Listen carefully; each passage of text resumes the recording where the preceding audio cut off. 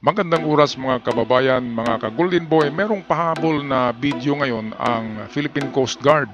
Ito'y courtesy video ng Philippine Coast Guard. Kagabi lamang to ay meron silang karugtong na video doon sa bumangga na Chinese Coast Guard sa Chinese destroyer. Kaya ito, ayun, itong pagbangga pala nito ay napakalaki pala ng damage niyan. Hindi pinakita kahapon eh. Pero ngayon, ito ipapakita na to. Napakalaki ng damage. Oh, eto, balikan natin tong dalawang tao na nagpaka-superhero dito eh. Napansin niyo tong tatlo pala yan eh. Ayan oh, dahan-dahan natin. Ayan. Ayun, nilagyan nila ng guma yung front ng Chinese Coast Guard vessel para daw hindi mayupi. Pero ang nangyari, pati sila ay napalaman sa sa pagkayupi, baka naipit pa. O wasak na wasak eh. Makikita natin dito. Ayun, pagbangga noon, hindi na nakatakbo yung dalawa. Yung isa sa likod, yung pangatlo, medyo may distansya, siguro buhay. Pero hindi pinalabas ito na balita na merong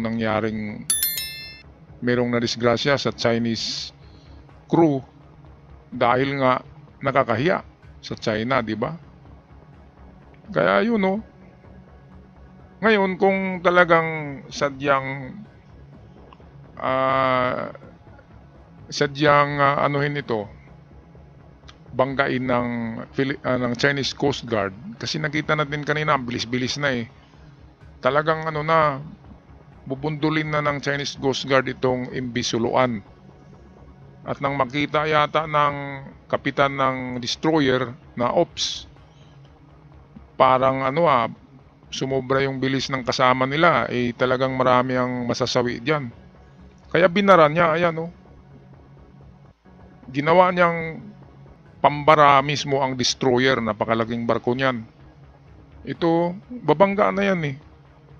Kaya ang ginawa, kaya nag-cover sa atin mismo. Parang niligtas tayo eh. Kasi sintrong-sintro na tayo. Niligtas tayo nitong destroyer na to. Sabi nga ng ibang mga nag-comment ay baka Pilipino yan. Sabi ko naman ay baka pusong Pilipino pero inchik. O baka neutral lamang siya, di ba? Neutral ang kanyang side. Kaya nang makita niya na medyo rumaragasa na talaga yung Coast Guard na nagdala ng bumbero at talagang sagasaan na yung barko natin na maliit, maraming mamamatay doon, di ba?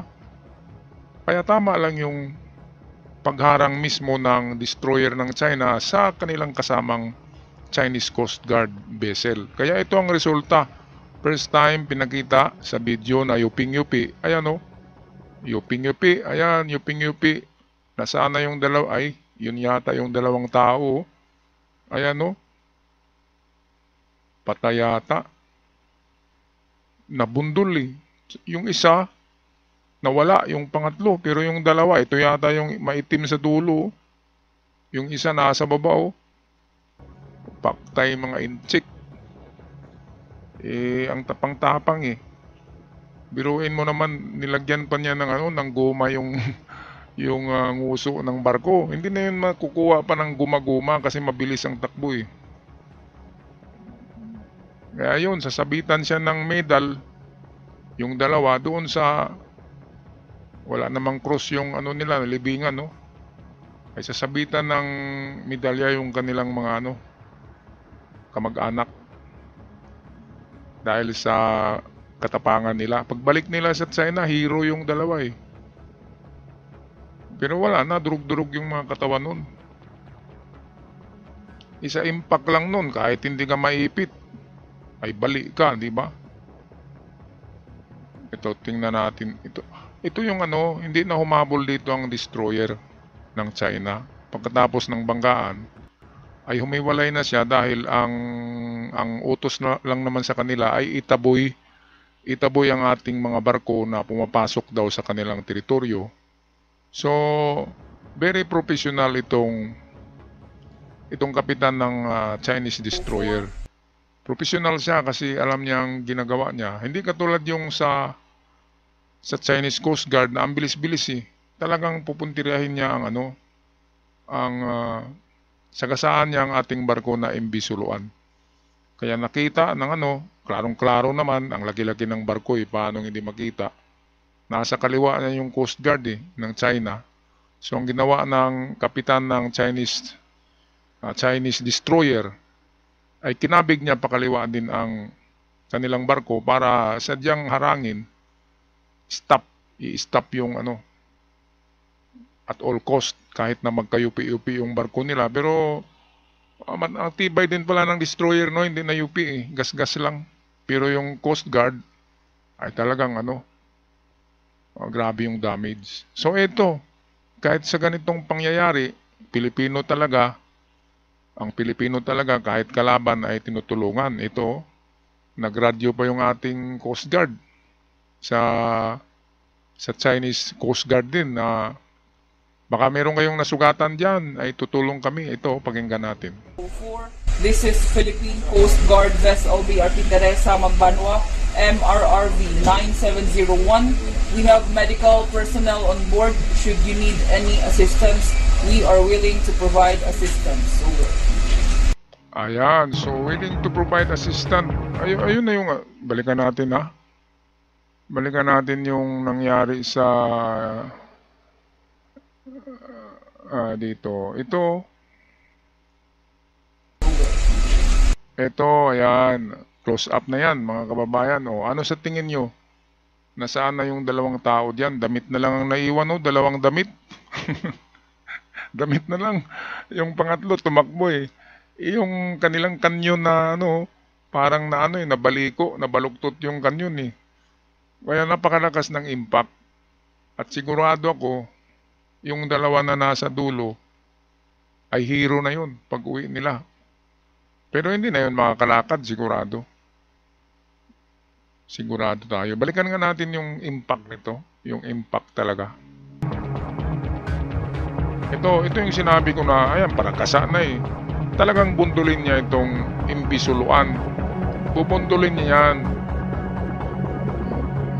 Yung nagkamera, talsik sana yan. Ayan talagang bubundulin yan. Yung sinabi kasi ni Tariela na hindi sila nahabol kasi mabilis sila. Hindi ganun yun. Mas mabilis tong barko ng mga Chinese kasi yan ay medyo malalaki. Malalaki ang makina niya. Kaya itong kita-kita naman natin na malapit ng tatama. At biglang nagbago ang isip ng kapitan ng destroyer na mali yata ito kasi ang ating direktiba ay itaboy lamang, hindi banggain. Diba? At kapag banggain na yan, ay mananagot tayo sa US kay Donald Trump. Kaya split second decision, ito yung ginawa ng kapitan ng destroyer.